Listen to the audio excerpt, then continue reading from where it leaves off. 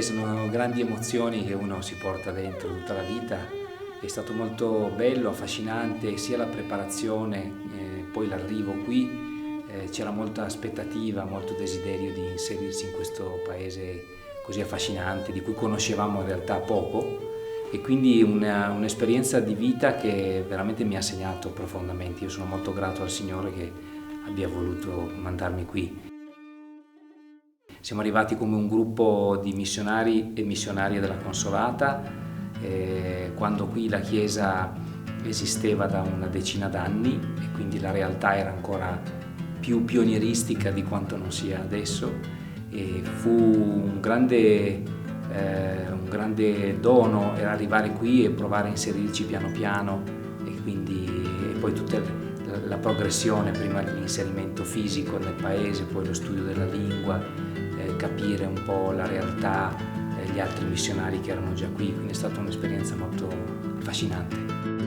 Avevo 29 anni ed era luglio, quindi era una bella stagione, e ricordo ancora quando salimmo sull'aereo a Seul, avevamo un volo della compagnia mongola, e c'era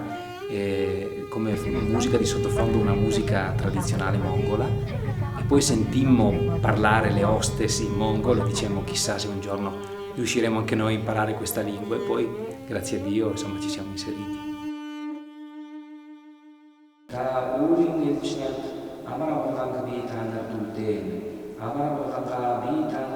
All'inizio proprio la difficoltà di inserirsi in un mondo così diverso da quello da cui provenivo io,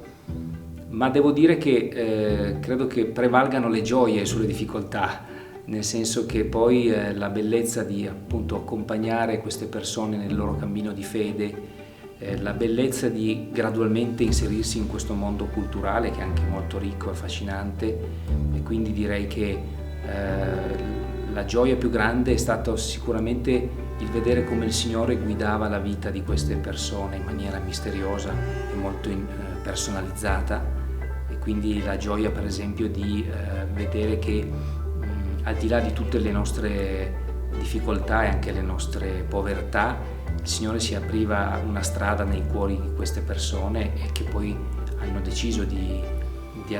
affidarsi a Lui, e quindi questa è sicuramente la gioia più bella, accompagnare le persone nel loro cammino di fede.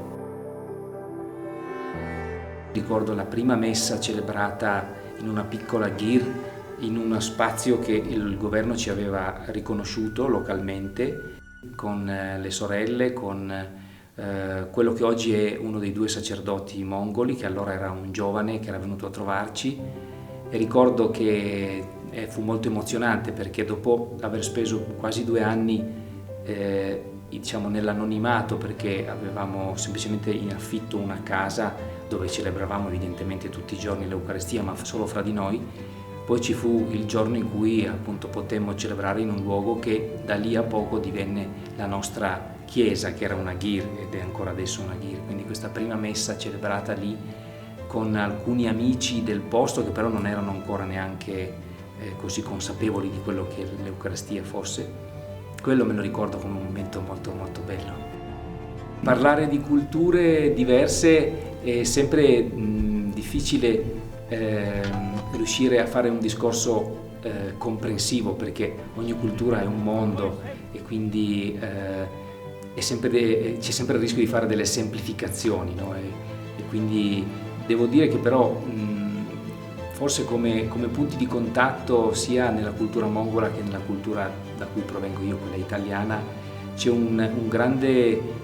attenzione ai sentimenti, alle emozioni, all'amicizia, ai rapporti,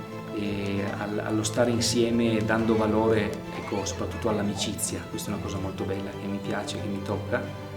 e forse una delle differenze più grandi ha a che fare con la matrice, che per la cultura mongola è più nomadica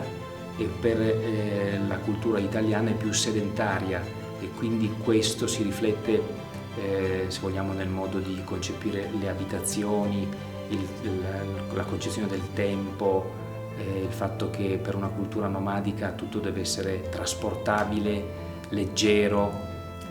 provvisorio, quindi mentre nelle culture diciamo europee c'è più l'abitudine alla sedentarietà e quindi anche a costruzioni che poi rimangono nel tempo, mentre nella cultura mongola, che ha una grandissima storia, quello che è rimasto visibile è poco rispetto a quello che la cultura stessa ha prodotto, proprio perché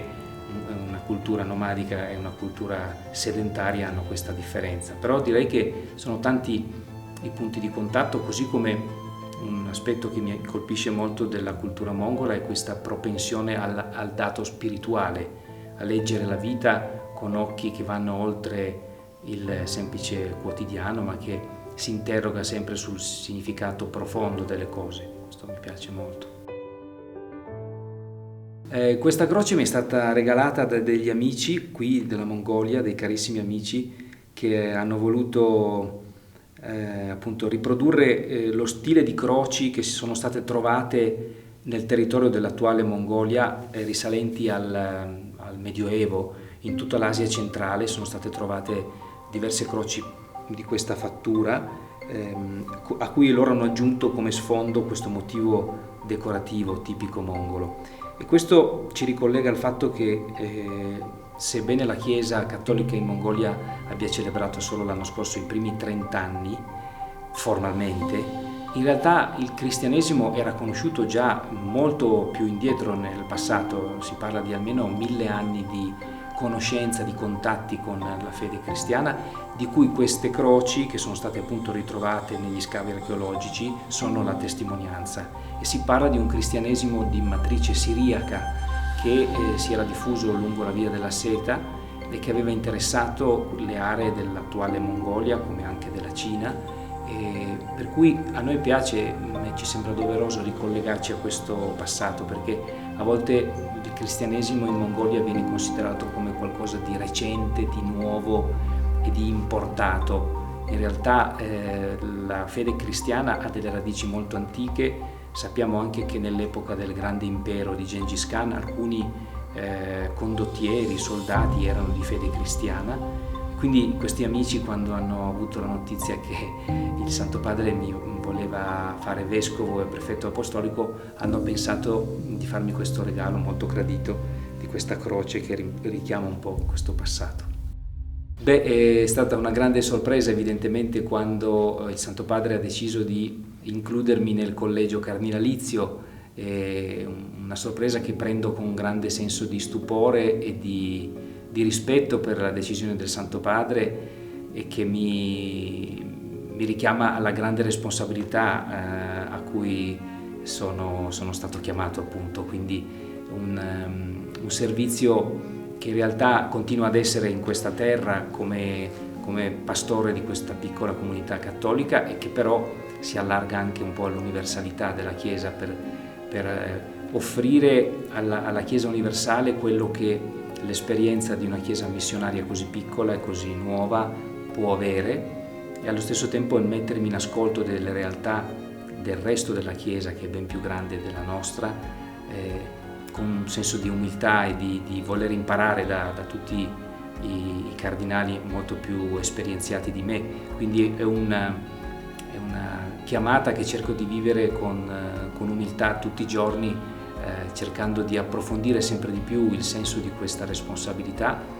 di offrire questo servizio che mi è chiesto di rappresentare, ecco, questo doppio movimento, la particolarità di questa Chiesa dentro l'universalità della Chiesa cattolica tutta, e quindi cercare di favorire questo scambio, la freschezza della fede in un contesto come quello mongolo, e allo stesso tempo la ricchezza della tradizione ecclesiale che ci arriva da chiese con più lunga esperienza. Credo che sia un po' questo il punto di snodo, no, di questo servizio. Guardate a Lui e sarete raggianti.